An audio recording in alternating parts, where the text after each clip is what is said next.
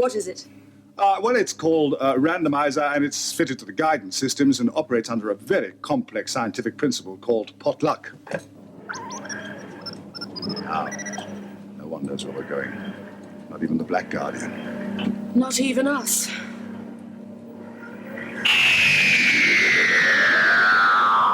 Hello and welcome to the Randomizer Podcast, episode 12. I'm Tim. And I'm Charles. And a spoiler warning for all Doctor Who, up to and including the Timeless Children. Also, a spoiler warning for Red Dwarf, The Promised Land, which we'll be discussing later on. And lastly, a spoiler warning for the 2011 paper by Levitt and Christenfeld as published in the Psychological Science Journal. So, we both attempted to take part in the quiz of Rassilon the other night, and fair play to the organisers, this was an unprecedented and massive online quiz, which normally takes place in a London pub. There was about, 140 people on? I think it topped 200 at one point. Yeah, it's amazing. Yeah, jeez. All conducted over Zoom, and sadly I got sort of crashed out of the room, and it was locked and I couldn't get back in after about 20 minutes of trying. I gave up for the night, although they did unlock it later, which I was really sad about because it was going well. I was enjoying it. It was utter mayhem, and just wanted to salute them though for the effort, because it was such an undertaking and a really lovely thing to do for the Doctor Who fan community while we're all stuck indoors. You know, I mean, if it had went a bit smoother, it would have been a lot more fun. But I did enjoy it while it was going on, and definitely something to while away the long, lonely hours. Hopefully though, this podcast will be like a shining light in the darkness. And plug alert, as the other quiz I wanted to talk about was the ITV drama quiz. At time of recording, episode 1 was on last night. It's playing over 3 nights on ITV at 9 o'clock, and I'm sure it'll be on catch-up after that. So this is a TV drama about the Who Wants to Be a Millionaire fraud case, which happened in the early 2000s. The infamous coughing major, Charles Ingram, won £1 million. He, his wife, and a third party were later found guilty of cheating on the show. So the drama originally existed as a stage play, which I worked on back in the Chichester Festival Theatre. I think in 2017 it went to the West End after that, and it was really fun and successful. It's one of the best projects I've done. We had voting pads for the audience. I got to recreate graphics that were not quite in the style of Who Wants to Be a Millionaire, and we had loads of live camera stuff in the show to recreate the look of the show. Didn't Chris Tarrant come to see it? Chris Tarrant did come to see it, I think both in Chichester and in the West End, as did Paul Smith, the founder of Celador and the creator of Millionaire. And that's fantastic. Yeah, it was a wonderful, wonderful project, a great cast, some of whom are appearing in small roles in the TV version, but it's starring Michael Sheen as Chris Tarrant, and he's just uncannily brilliant at doing these sort of... Michael Sheen just can inhabit any body. I know, he's like a faceless one or something, I don't know. Yeah. And Matthew McFadden as Charles Ingram, and it's just a wonderful, wonderful piece of drama. I've only seen one episode, but I'm completely loving it and look forward to the next 2 parts. The script changed a lot between Chichester and the West End, and also, obviously, it's been adapted for TV by James Graham, same writer, and the TV version is quite different in structure in some ways from the stage version, and I'm enjoying sort of seeing those differences. But the other thing I'm really struck by is it's quite fun. There's a lot of kind of comedy in the script, and I'm sort of missing the response of a live audience, which is particularly a bitter irony at the moment when theatre is essentially dead. And some of the comedy, there's a scene where Ingram and his superior officer both start reciting the lines of Modern Major General from Gilbert and Sullivan, and that was just got such a response from the audience each night. I sort of missed that. It's not that I'd want the show to have a laugh track, it's not that sort of show. No, but I understand. I was, because we were discussing this earlier about a lot of the shows that are sort of working through the lockdown, things like Have I Got News For You and so on.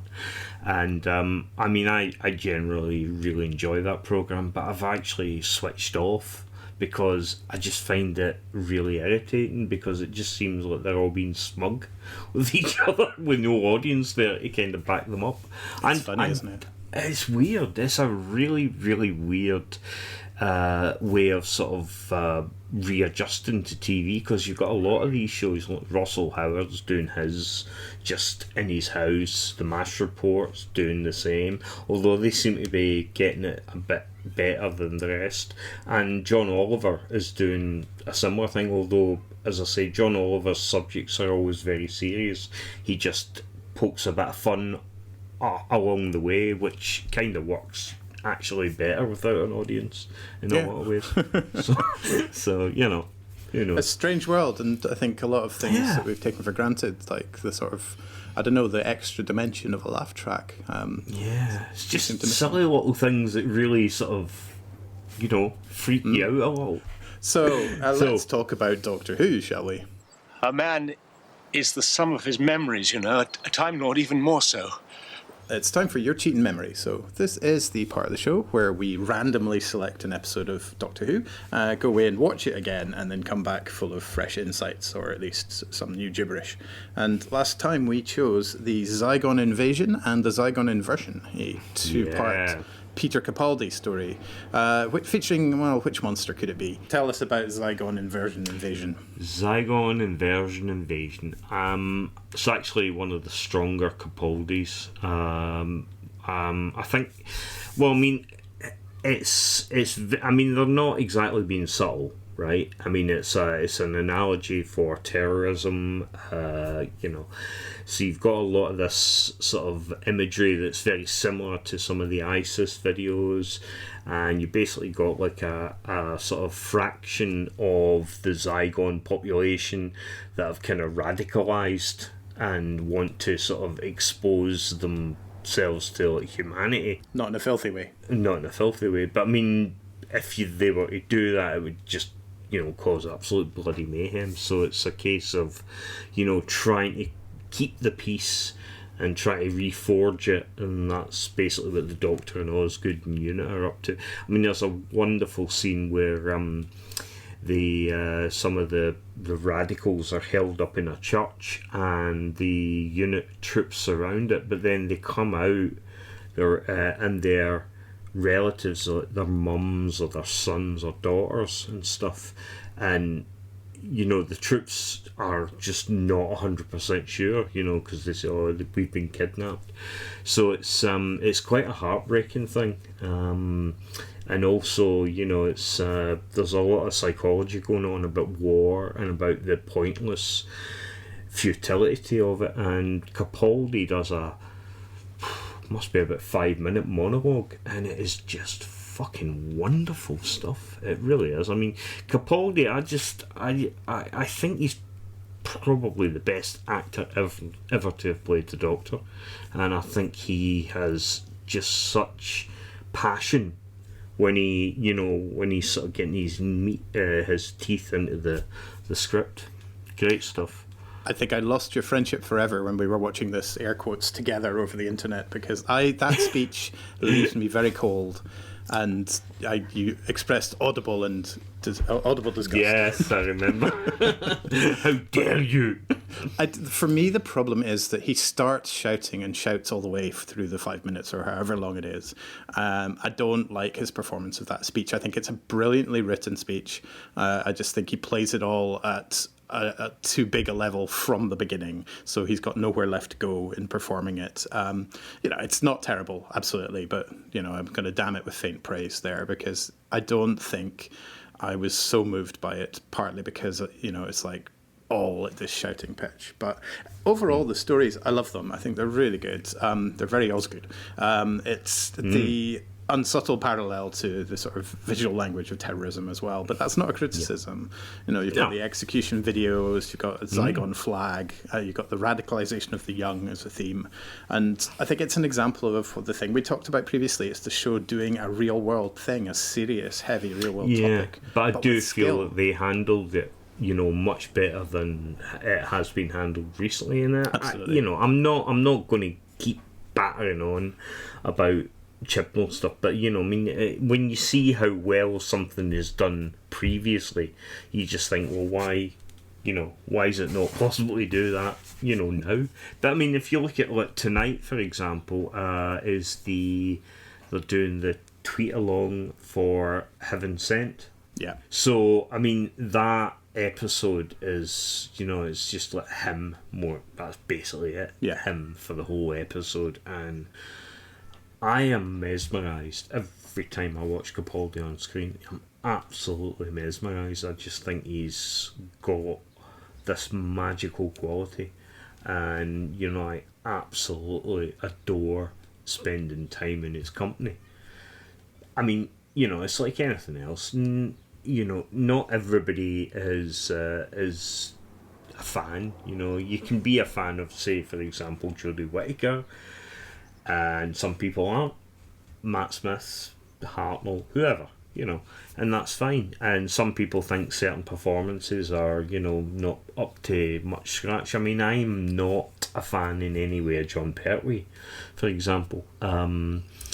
I don't dislike John Pertwee, I just don't particularly like his Doctor that much. But ironically, that period, the unit period as it were, is one of my favourites of the show. It's just that Doctor. I always found him a bit just arrogant and it's not my thing. But that's not to say, that there are not thousands of people out there that love him. So, I mean, I'm quite happy to accept that, some people are not going to like it the way I like it. That's fine. It'd be a fucking boring world if we all agreed on everything. I agree. So, what else about the Zygon story? I'd liked, obviously, Clara, or Evil Clara, Bonnie. Yeah, she was good, actually. Nice chance for Jen Louise Coleman to show her evil side and so on. Yeah, absolutely. I mean, there's another fan division, Clara. Yes. I mean, she's so... I actually don't remember a companion since Bonnie Langford being so bloody hated upon by fandom. I did wonder if the name of Bonnie for the evil Clara was in some way a reference to... Oh, yeah, that's very good. I never thought that. But, I mean, I adore Clara. I love the fact that she's sort of a control freak. And you can see that she's visibly holding it together, but you can imagine her mind is screaming because she's probably OCD, she's probably this, that, but she's trying to be Miss Perfect all the time. I do wonder if one of the things that antagonises people about her is that she actually is, the scenes of her in the kind of dream state when she's been zygonized, in this kind of dream house, she quite quickly gets on top of the situation and starts to fight back. And I do wonder if one of the things people dislike about her is that she doesn't need the Doctor to rescue her. Yeah, I mean, I suppose, the thing is, everybody always goes on about, Clara's perfect, but Clara's clever, Clara's intuitive. She doesn't always need the Doctor, but why do you have to have the companion always needing a doctor? I mean, obviously they're going to need them sometimes, but it's like, the Doctor's sort of choosing a friend that can be sort of more of an equal. I mean, Romana, for example, is the sort of companion that was really the equal of the Doctor. And that they seem to get along more so than most companions. The only other companion I would say was sort of equal to the Doctor in a lot of ways was Zoe, with her sort of logic and intelligence. And possibly Sarah Jane got the Doctor more than most people got him, as it were. So, you occasionally get a companion that stands out a little from the crowd, and that can rub people up the wrong way. They just want a traditional companion to sort of scream and tell them how wonderful he is. Okay. I always thought, I kind of like this idea of aliens sharing the earth with humans, and when you get humanity mature enough to actually sort of, share it. I mean, the parallels with immigration in this as well are quite high, and you can sort of see through recent years the sort of hatred of immigrants and so on, which hopefully is, might actually start to sort of ease off a little now, because most of our NHS workers, there's a great proportion that are immigrants that are saving our lives at the moment. So, it would be great to sort of have a story where you see a future Earth where Sea Devils and Silurians are just part of the population. Down the street. And and then you sort of go back, and you sort of see the first meeting as a season arc. The idea was that I would just had this image in my head of a Silurian BBC 24 newsreader, in the future. And this is like the total integration of a species. And I would kind of love to see them play with that as an idea in Doctor Who. Groovy Funky Channel 27 had a Zygon reading the news, or Morbo in Futurama. I think there's another slightly disappointing subtext to the episode, that the Zygons can only be integrated when they're invisible. And there's something about that as well. There's definitely a big theme of how humanity deals with the other. Well, of course, that's the radicalised viewpoint, that they want to be, themselves. Let they want to Zygons be Zygons. Yeah, let Zygons be Zygons. But the thing is that knowing the way humanity is, they wouldn't be accepted. Look, when I give the word, press the button. The big one? Yes, maybe it works in conjunction with the others. Okay, let us fire up the randomizer and choose a new episode. All right, well, let's try and find out. Now, what could it be? Time and the Rani. Another in the classic stories with time in the title. Oh my god, Time I'm and very, the bloody very happy about that. I am as well, but it is, it's fucking abysmal. You should have lots to say. I guess, I've alluded, I think, in the past to how this was my first story viewed through the collective lens of fandom when I was young. Wow. And it was originally podcast. Oh my god. But yeah, just the first time I was sort of aware that just sitting and blithely drinking in Doctor Who wasn't somehow enough, and people had to have opinions about it, and some of the people who I was hanging around with had nasty opinions about it. I think we should both watch it dressed as Colin Baker to mourn the passing. No, we should both watch it disguised as Mel. Oh, that's a good idea. No, do you know what we could do? If we both wear green, really sort of green t-shirts, we can then superimpose the Sixth Doctor's costume over it, like the Queen. So, Time and the Rani, Sylvester McCoy's first adventure, the start of season 24. Kate O'Mara back from the Mark of the Rani. Mm-hmm. And the Bonnie Langford impression that nobody ever knew they wanted. Brilliant. Yeah, we've talked about it in the past, I think, when we talked about Sylvester's Doctor briefly, but we can go deep this time, or as deep as possible. Yeah, because, this is Pip and Jane Baker, who basically...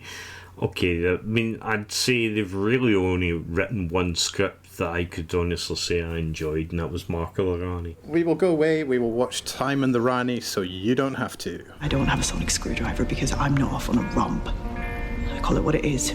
A great loss of pomp and circumstance. Now, while we've got the randomizer fired up, we shall do some romp or pomp. I'm just going to click through a few episodes and let's see if we think they come into the category of fun-filled knockabout romp or more stuffy, serious pomp and circumstance sort of stories. Are you ready? Yeah, go on. Okay. Here goes. The Stolen Earth and Journey's End. It's a bit rompy and It's got rompiness at the same time. Castrovalva. That's pomp. It's pomp, yeah. So it's quite cerebral and difficult. The Bells of St. John. That's romp. That's romp. You can't be driving a motorcycle up the Shard and not be around. It's a great story. I love it. Time of Angels and Flesh and Stone. Oh, that's more pomp. Actually, Yeah. It's quite. It's full on, isn't it? The Awakening. We've had that before, I think. Yeah, it's romp. It's sort of rompy. Let's do a couple more. Listen. Pomp. Yeah. Trial of a Time Lord, Mind Warp. Oh God, fucking romp. It's, do you know what? I really have a real soft spot for Trial of a Time Lord. And Mind Warp, what's not to like? You've got Brian Blessed in it. Yeah, that's true. I think he adds 10 to the rompometer. Yeah. I haven't seen it in so long. I can't really... Oh, well, you'll get to it eventually. Yeah. Last one. Silence in the Library, Forest of the Dead. Very pompy. Ooh, pomp. Yeah. Yeah. Very good. Very good. Scary one. My boss's wife's brother was in His cousin's cat. No, he was in that. He played Dr. Moon, Colin Salmon. Ah, Colin Salmon, yeah. My ex-boss, that was his brother-in-law. Okay, cool. Who's actually quite famous, so, you know, I am connected. Well, my cousin's aunt's dog's 19th flea paid one of the Vashta Narada. It was a particularly disappointing episode of Name Drop Corner this week. Oh, not for me. But anyway. All these corridors look the same to me. Let's move on to Which Corridor Is This? I've been rewatching the classic Doctor Who series inspired by the books by Rob Sherman and Toby Haydock called Running Through Corridors. And they have rewatched the whole show from the beginning and episode by episode as well, and have been determinedly saying nice things about it all. And Image of the Fendal is one that I had particularly strong memories, not so much of the show, but of the book, because it had been a Target book that had scared the socks off me, I think, when I read it at a young and impressionable age of, I don't know, 36 or something. But no, I would have read it when I was quite young, and I remember very vividly this sort of, I think they quote the Rime of the Ancient Mariner with behind him a fearful fiend doth tread, as the hiker walks along at night and this strange entity stalks it, and that was very scary. And so I think I came to watching this, not for the first time, but maybe for the second time only, with a lot of kind of preloaded anticipation. What are your memories of it? Not massively great. I mean, I do remember it being quite creepy. I did like Wanda Bentham. I think she's in it as the she's the sort of host. Becomes the embodiment of the Fendal, yeah. We will see her again in Time in the Rani. Oh yeah, of course. And that's Benedict Cumberbatch's mother. But yeah, I mean, a really good cast. The visuals are actually quite good in this one. There's some pretty interesting things done. I did like the fact that when one of the Bentham becomes the Fendaline, they basically painted eyeballs on her eyelids. Yeah. Which is brilliant. But you've got that staple of 70s sort of occultist horror drama of the old crone.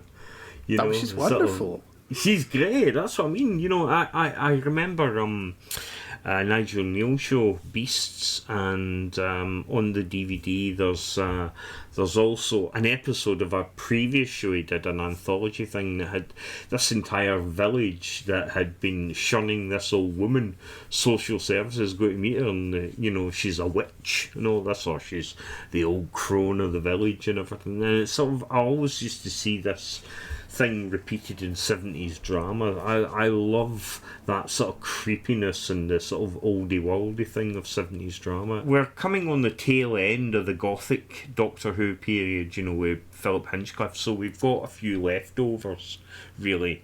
And that was Horror, Fang Rock, and this, you know, it sort of gets more sort of crazy sci-fi-esque Barbarella. In episode 1, you've got this really quite basic but cool effect of superimposing the glowing skull over Thea.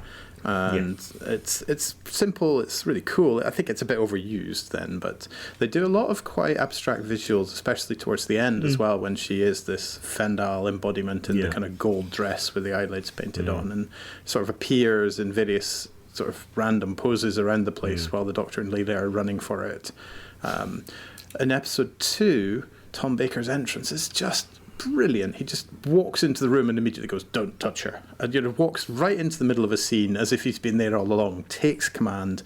It's so good. And I mean, he's still at the height. He's still at his absolute height at this point. Yeah, I think so. There's a scene where Leela comes into the cottage and has a tussle with somebody with a shotgun, which I entirely didn't watch because for some reason there's also an owl on the set. And I was just like, oh, look at the owl. And I didn't see anything of the scene. And then at the end of episode 2, we get a glimpse of the Fendaline. And they're quite subtle at this point. We don't quite get to space prawn territory. But loved episode 3. We were just sort of I was enjoying the build-up and the atmosphere. And the kind of the rising tension is great fun. And then episode 4, it sort of dissolves into let's fix it all with a big explosion a bit. But I still really enjoyed this story. And I wanted to talk about, I think they're called the Tylers. This is the old crone and her, is it grandson? Yeah. Nephew? Yeah, who's, I don't know the actor's name, but he was in Coronation Street. I think it was a character called Don Brennan, who was married to Ivy Tilsley, I think her name is. They have a really kind of a nice relationship, and also she has a nice dialogue with the scientist about the sort of way that her superstitions kind of have effect because people believe them. And I think it's one of the more intelligent kind of treatments of the kind of power of folk belief and mythology without giving ground to anything in the superstition. No, exactly. It actually explains it as an effective human trait or something that people act and react to. It's a really, really good, solid Tom Baker story. And again, Louise Jameson. Yes. I mean, I'm actually, to be honest, I'm really reevaluating how much I like Leo. I think she's went up sort of, in my top 3 now, because she is so damn good. She's still being written pretty well, I think. The costume change is strange, and then she puts the old costume back on at the end, maybe just for like a joke. I'm not sure quite why. We have K9 getting completely sidelined already, sadly. But I suspect that's probably just because of the realities of production scheduling. He wasn't written into this one at the time, and so... I think we don't kind of go back to this sort of thing until Stones of Blood, really. I think that's the first time we kind of revisit this type of story. The sort of a cult theme and so on. Yeah, because I mean, in K9 and Company it's an occult theme as well. Sort of Beltane or something. I remember Hecate being quite creeped out for that. I always thought that was quite good. The rest of it, I have seen that story at least 40 or 50 times. And not through choice, because I had a 5-year-old who thought K9 was the fucking bee's knees, and we literally watched it 8 times in one day. Wow. Honestly, I know you're listening, Connor. You have a lot to answer for, and a lot to make amends for. Writing a letter to me dad. Let's move on to Connorspondence, which is our new regular feature involving Chaz's son Connor sending us, I think, what's going to prove to be some sort of clickbaity hot take on something, which I am now going to read cold for the first time. Chaz has just sent it through to me. So, are you ready? Absolutely. Martha is a better character than Rose. Pause for gasps of collective shock. Despite universal love for Rose, still to this day, a better companion in nearly every aspect is consistently and completely overlooked. Martha, as a character, is far better developed, shows a lot more humanity, and has a better exit than a lot of companions get. Yet she gets completely glossed over because she's sandwiched in between Rose and Donna. Don't get me wrong, Series 1 Rose is a great character. She's brave and inquisitive and holds her own, but in Series 2 she becomes something of a jealous girlfriend and goes from being a regular girl to almost stalker-like character who leaves Mickey in the dirt so many times and is literally willing to leave her entire family forever and put the universe in danger to be with the Doctor. It's weird. Her character, if anything, devolves. Martha, on the other hand, truly evolves over Series 3. She has big shoes to fill taking over from such a loved companion, but she does it. There's an unrequited love aspect at first, which is a bit tedious. However, she starts off by firmly showing that she knows her worth. She tells the Doctor straight away she's not a replacement. She then goes on to show what a great asset to the team she is, before ending the series making sacrifice after sacrifice in order to save the world in a way no companion has ever done before. Most importantly, everything Martha does, she does in the belief that it will protect her family. As soon as she realises the Master knows her, the immediate reaction is to contact her entire family in an attempt to save them from him. In the end, her journey round the world had the goal of saving them as much as it did the Doctor and Jack. And then, at the end of all that, she chooses to leave. She's had all these adventures, but in the end she realises the danger the Doctor has put her and her family in, and she refuses to let it happen anymore, and leaves that life because of it. And I think that makes her a better character for doing it. There you go. Thank you, Connor. What do we think? Yeah, brilliant. I agree. The only thing I've ever said about Martha, I was really sort of excited when, we were getting a new companion. And I remember I did like the character. The only thing I ever said really was that if you take Rose, Billie Piper and Catherine Tate and Freema Agyeman, I think she's the weakest actress out of the 3. In terms of, sort of on-screen presence. But character-wise, she and Donna are brilliant. I mean, I still think Donna is the best companion for the 10th Doctor, but I really think that Martha is a wonderful companion, and I totally agree with Connor on this because, she had so much more to do, and she really sort of, like he said, proved her worth, Yeah. And, you know, they were, I mean, this was the first black companion, technically. I mean, I know Mickey travelled, but he was only there for about 2 episodes. So it's Shakespeare Code, you know, you sort of got the reference to race and everything, and, you know, there's a few points raised. But, yeah, I mean, she was a very capable companion. She worked for UNIT. She went on to sort of liaise with Torchwood. You know, she sort of, you know, she's a very rounded character, and yeah, I think she had a great introduction. I mean, her introduction story, Smith and Jones, was just very fun, very clever, and sort of, you know, very wittily done. I agree with Connor with the whole unrequited love thing. I really, really wish they hadn't done that.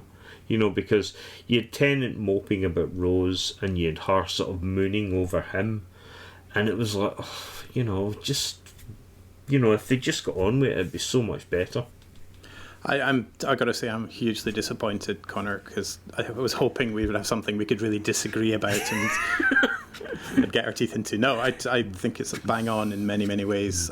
I was kind of increasingly uncomfortable, more so on the rewatches with Rose's kind of lazily written jealous girlfriend stuff. I mean, it's played for great comedy. You get it in the Sarah Jane return story, school reunion, when Mickey's like, oh, the ex and the missus, but some of that is just sort of disappointing, I think. And Martha, yeah, the unrequited love thing, it kind of had to happen, I think, because Rose and the Doctor was a love story. The elephant in the room of New Doctor Who now is any attraction between the Doctor and the companion, so I think it always has to be addressed in some way.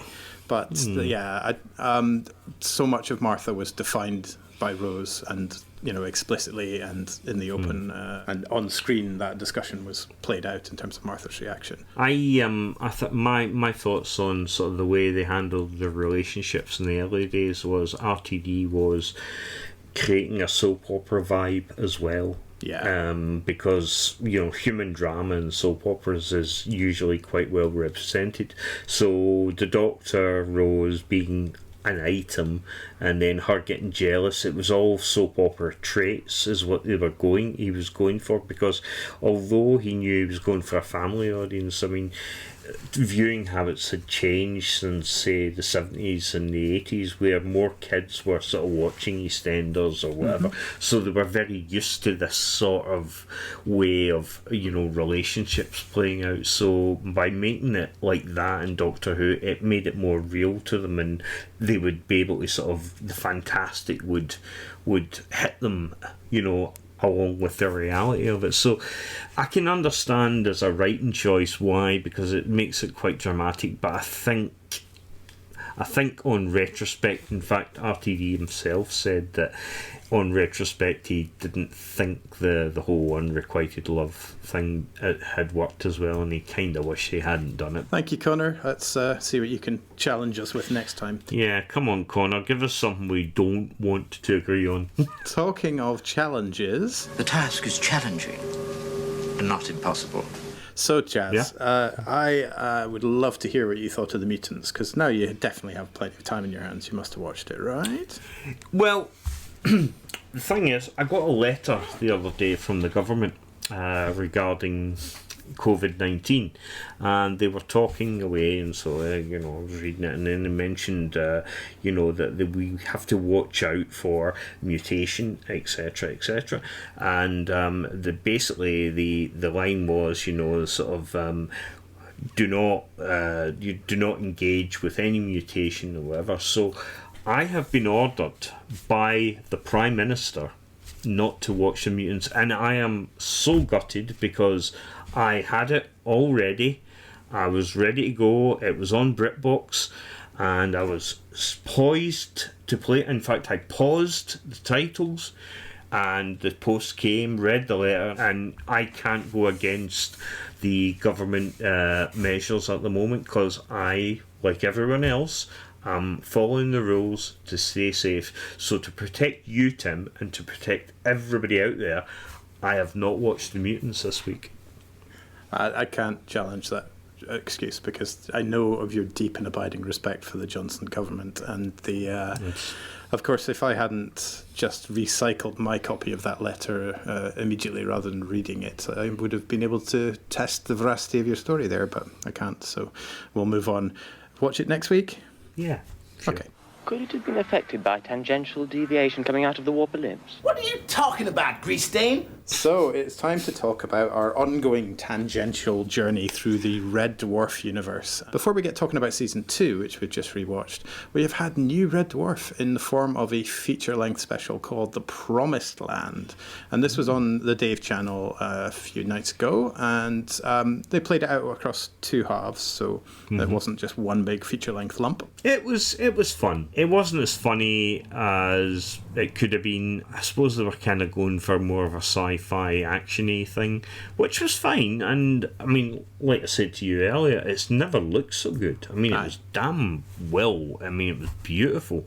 But I think the comedy was just nowhere near as brilliant as, it's been before. But it was certainly entertaining. It's been my experience that I've enjoyed the episodes that have been made on Dave a lot more the second time around than when I've first seen them, and I think that might prove to be the case this time. Some of it I just adored. Having recently become the owner of a cat, I really enjoyed the gag about the laser pointer as a way to distract the guards. That was great. I did like that one. I really did. I mean, there was some really brilliant little bits in it, and ironically, before they met the cats, that was a lot funnier. I was really enjoying it up till then. I don't mean in any way I disliked it. I didn't dislike it. I just meant that, once the cat story started up, it wasn't as engaging as it had been up until then. Yeah. I mean, the whole thing with Holly and stuff was great. That was good fun with the backup and so on, and it was a glorious moment when, of course, he came back and it was what's happening, dudes.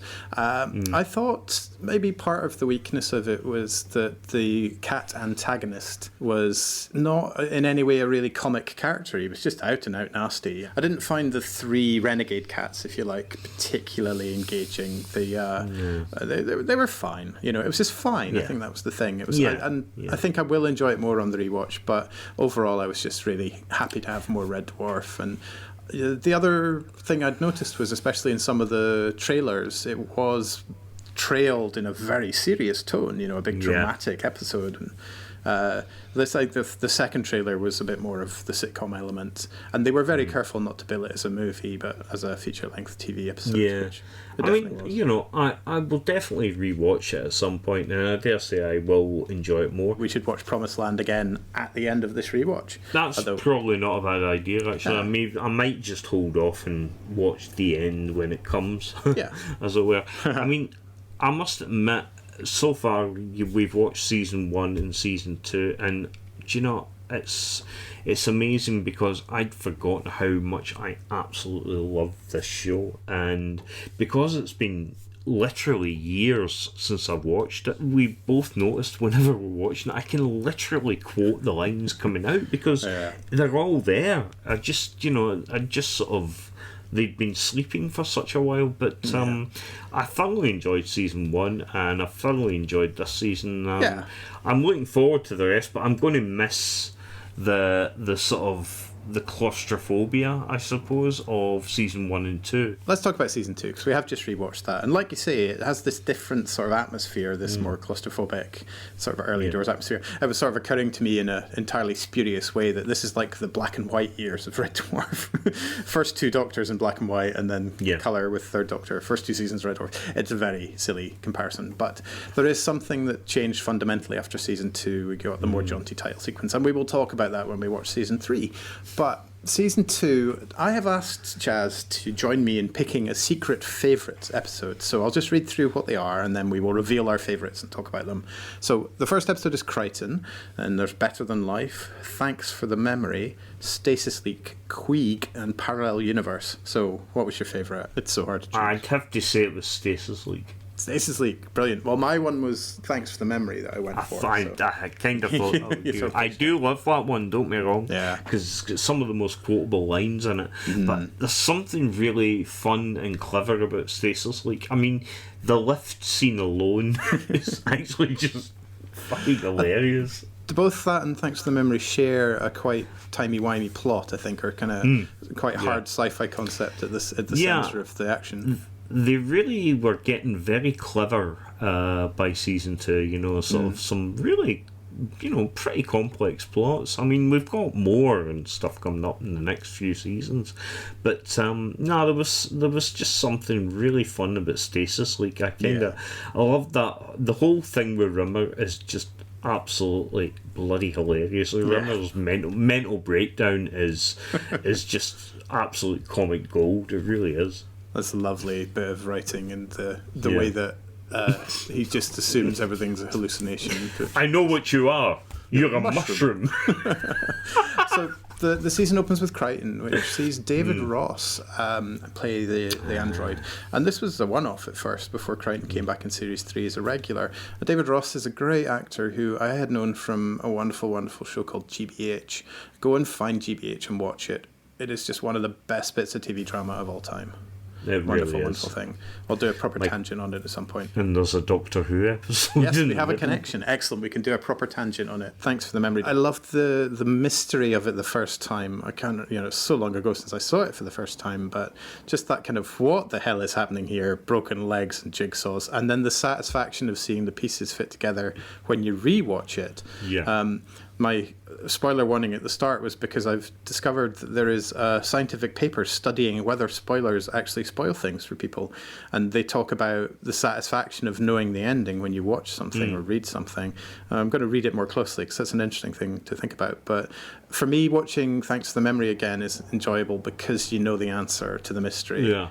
Absolutely. You can never see it again for the first time. I think it's nice to have both. And of course, the utter brilliance of the that many scene is just untoppable. That dumb show that plays out behind Rimmer in Starbucks cockpit is just classic, brilliant stuff. I mean, I actually get a lot more enjoyment out of knowing something's coming when somebody else doesn't. It's just, I love to see their reaction. It's so exciting because if you see if they love it as much as you did, that is, like you say, watching something together that maybe one of us hasn't seen or one of us have forgotten or, whatever. And there's a real joy in it. Rimmer's reaction, aliens, breaking your leg hurts like hell. You do it below the knee. They do it twice. Hello too. And Jigsaw must be new. That's great stuff. I think there's three things we're talking about here. You've got, I treasure and maintain passionately the right to enjoy something completely cold the first time, be surprised by the surprises and to enjoy the mystery of the mysteries. But then on a rewatch, you've got that satisfaction of now you know where this is going. You can look for all the detail, and I think, like with Moffat's Doctor Who in particular, you can see all the kind of clever breadcrumbs along the way, stuff you wouldn't notice necessarily the first time. But the third version is maybe what you've had for some recent Doctor Who. You know on paper, as it were, what's going to happen, but you haven't seen it yet, so you don't know the execution of it, the way it's going to play out. And so there's a sort of middle ground there of still having that satisfaction of seeing the execution of something. For me, anyway, knowing what's to come sometimes, it builds excitement, because you're imagining, like you say in your head, thinking, oh, well, how's that going to be executed? So you get excited to see it. And, sometimes it's not necessarily you've heard wrong or, whatever, or it's not executed very well, but it's the sort of the build-up. It's a bit like Christmas Eve is better than Christmas Day. You know what I mean? Stasis League, your pick for favourite, at least ties up the Kachansky arc for a while. And it's so good. I think I love Mac MacDonald, who plays Captain Hollister. It's really such a joy to see him when he reappeared in the later season. I was so happy to get more of his character. Queeg is just Holly's practical joke played out for a whole episode. We've already established that he likes a jape with the whole Norweb Federation bit from an earlier episode, but this actually takes up the entire episode. It's just great. It's very clever though. I mean, it really is a great joke. I've also gone on to call pawns in chess prawns on more than one occasion because the guy that plays Queeg is actually a choreographer, and he was Danny John Jules' friend who because Danny John Jules is a dancer and that was his choreographer. Yeah. God, when Rimmer has to jog while still unconscious. That is one of the greatest things. And the P. 1p. That was my P. I don't care where it's went. No, it's just such fun. It's probably my least favourite episode of the season. These last two, actually, I'm not sure where I'd rank last. For some reason, the other ones outshone it. But Parallel Universe has this other high sci-fi concept of duplicates, except this time it's female duplicates. So they use that to explore gender attitudes and roles. And of course, it ends up with Lister getting pregnant. It sort of ties in with Future Echoes, you know, because he was seen with 2 kids. Because you do end the season on, okay, they've got he's pregnant, they're going to have twins. Where the hell are we going to be next time? The female Rimmer is absolutely wonderful. She's so funny because it's literally showing up what a creep Rimmer is. Yeah.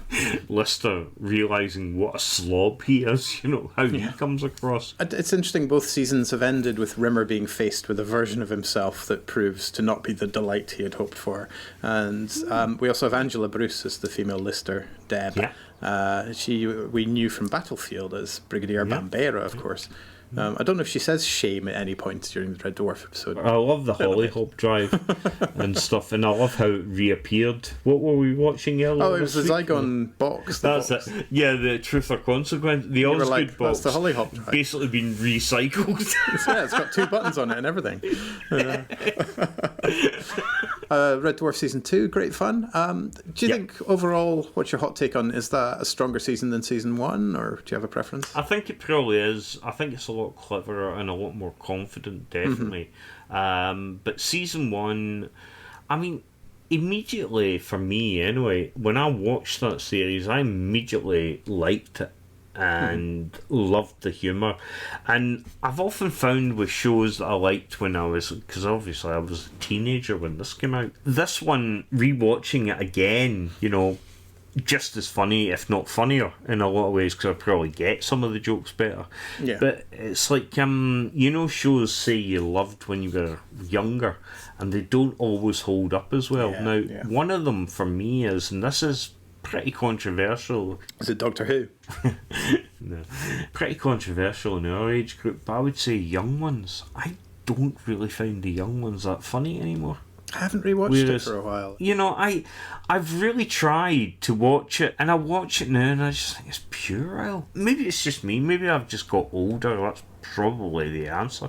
But, you know, there are some sitcoms that always seem funny, like to me The Good Life always seems funny. Filthy Rich and Cat Flap, which was, there was a Young Ones, Filthy Rich and Cat Flap and Bottom, and I love Filthy Rich and Cat Flap. It's just hilariously camp.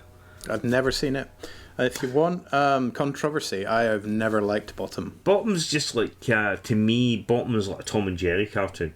You know, it's all frying pans in the face and very, very juvenile, silly humour. And there's something really I love about it. And yet, if you look at Young Ones, it's basically the same thing.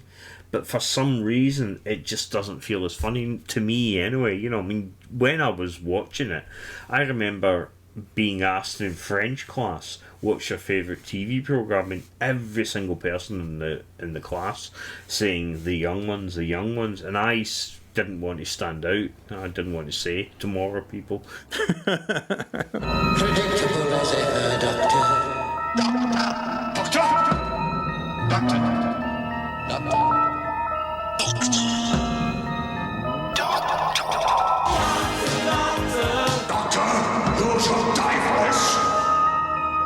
Doctor by Doctor is the part of the show where we randomly select a doctor and talk about their era. So we have only 4 left, if I'm remembering and taking notes rightly. Wow. Let's pick one out from the box. I wonder if we're going to get the big man this time. You're Billy Connolly. Yeah, I'm right. And it is, in fact, I will show you before I look at it. Tom Baker. Yay! So we have chosen Tom Baker.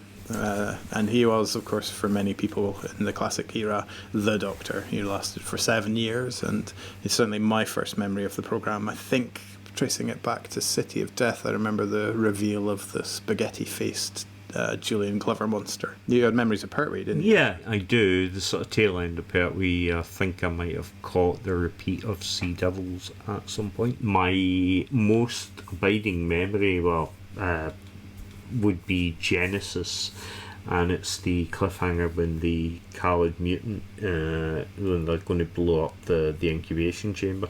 Tom Baker comes out and the blob of plasticine is on his neck and screaming, and there's me crying my eyes out. My grand says, "Oh, you're not going to watch that next week." And, crying even more. Yeah, the only thing worse than seeing it was not seeing it. Brilliant. No, and I do also remember being similarly scared by a moment which I couldn't place for a long time, but it's from Full Circle, when a spider jumped out of a sort of egg and jumped on Romana's neck. I remember the sort of latter era in a bit more detail leading into Peter Davison. Obviously, he's such a big era, I think we don't want to get bogged down in talking about every episode, so why don't we just do some highlights and just pluck them at random in keeping with the show's theme? Yeah. Well, one of my other highlights has got to be Pyramid of Mars. That is quite possibly my favourite Doctor Who story of all time. I got the video tape for Christmas one year, and I remember I sort of found it slightly before Christmas, and I carefully unwrapped it and watched it a couple of times and then carefully put it back. I won't get any trouble for saying that because my mum has now passed, so I kept that secret all that time. If you get haunted now, then we're going to know. Yeah, why. she will. She'll come back and haunt me. Christmas morning, I must have watched that about 4 or 5 times. I'm just flashing back to earlier in the podcast when you bemoaned your child making you watch a Doctor. Just saying. You know, history repeats. What can I say? I adore that story. I mean, you've got that wonderful voice by Gabrielle Wolfe and great performances, you know, from all the cast. It is a really creepy, proper sort of Hammer horror version of Doctor Who, you know. With organ music. Yeah, absolutely. And Michael Sheard appears, one of his many appearances, and that wonderful bit where the Doctor takes them forward to 1980, an alternative version. Yeah. And that voice of Sutekh was so creepy that RTD brought Gabrielle Wolfe back to voice the Satan Pit. Yeah. You know, to do it, and my God, it was just as creepy then. Him and Valentine Dial could have a creepy voice death match at some point. I loved it as well. I'd sort of such fond memories from the VHS release as well. I didn't see it. I still have it. Yes. In fact, I don't think I can play it anymore because I think the tape is now stretched because it goes, you know, and I'm sort of a bit worried about the tape dying on me. I do remember loving the sci-fi concept that they could save the day because of the time delay in the radio signal travelling. That was clever. Yeah. I think it's one of the many ways that Doctor Who sort of had a little drip of real science that awakened my imagination to some of the kind of cool stuff about the universe. I'm blithely assuming that it actually is true. I think it is. But and also it's just hot on the heels of something I always secretly enjoy, which is that solving a series of puzzles kind of finale. I mean, it's no episode 4 of Death to the Daleks, is it? But not everything can be. Technically, you could say that entire sequence is an escape room nowadays. The wonderful, wonderful arc in space is such a defining moment because, I mean, Tom Baker, I'd say, you know, starts off really well, but by the time we get to that second story, he is like a seasoned Doctor. The Wirren as an enemy as well, I've come back a couple of times in audio form, and I think they're particularly well suited to that. The sort of creepy vocal treatment on them and the body horror that they represent is really strong. I'm so fond of that story. Yeah, I mean, you've got some great dialogue, you've got some great characters within it, and obviously Tom Baker gives his defining speech, as it were. You know, sort of it keeps getting brought up because, quite rightly, it is one of the best Doctor Who monologues. That's a very inspiring moment, isn't it? Yeah. Ready to outsit eternity and all of that. You could argue he peaked too soon, really. It's kind of only downhill from there.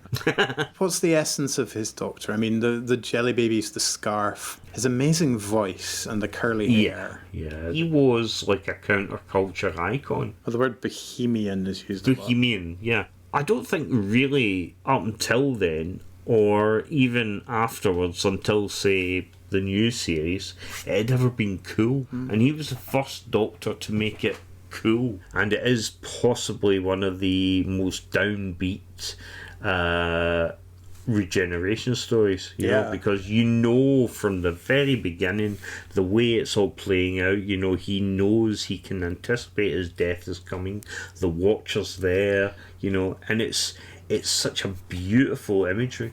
The Watcher's a really interesting character. They've never really gone there again, but I think we hold out hope that the Watcher would appear again. I think it's been expanded on in other areas, but I love it, again, from that thing that we were talking about earlier of the first time you ever saw Logopolis. It's this huge mystery of who is this watching figure, and then when it resolves at the end, that's such a beautiful kind of turn around and pay off. And then to watch it again with that knowledge, it's like seeing it with different eyes. I don't know if that was drawn from any mythology or any kind of where that idea came from. The regeneration was sort of like a caterpillar transforming, you know, because it was like the pupa stage. And the beautiful butterfly of Peter Davison emerged. It's the end. But the moment has been prepared for. 9 times out of 10. Well, thanks for listening. If you've any feedback, questions, or if you're a Zygon in disguise, then we can be reached at randomizerpodcast@gmail.com. And you can reach us on Twitter at randomizerpod, and in both cases that is randomizer with an S, not a Z. 10, 9, 8, 6. Just a side note, because we enter the cloister room, and officially I invented the cloister room. Okay, back that up. Okay. I am a published author of one of the short trips called... It was Short Trips, The History of Christmas, and my story with another guy called John Isles was called Set in Stone, and it was set in 1950s in Scotland and Westminster Abbey on Christmas Eve when the Stone of Scone, the Stone of Destiny, was stolen by unknowns, who it turns out was the Doctor, Ian and Barbara. Basically, the Doctor realises through looking at records that the stone is a living entity from the planet Mika, and he is there to rescue the stone, and he carves another one but gets slightly broken in the switch. And then he finds that the planet that the stone came from was destroyed centuries ago, and he creates a room in the TARDIS called the Cloister Room, where the stone bench is, and that is to give that eternal peace to the stone. So there you go. I am taking credit for the Cloister Room, so...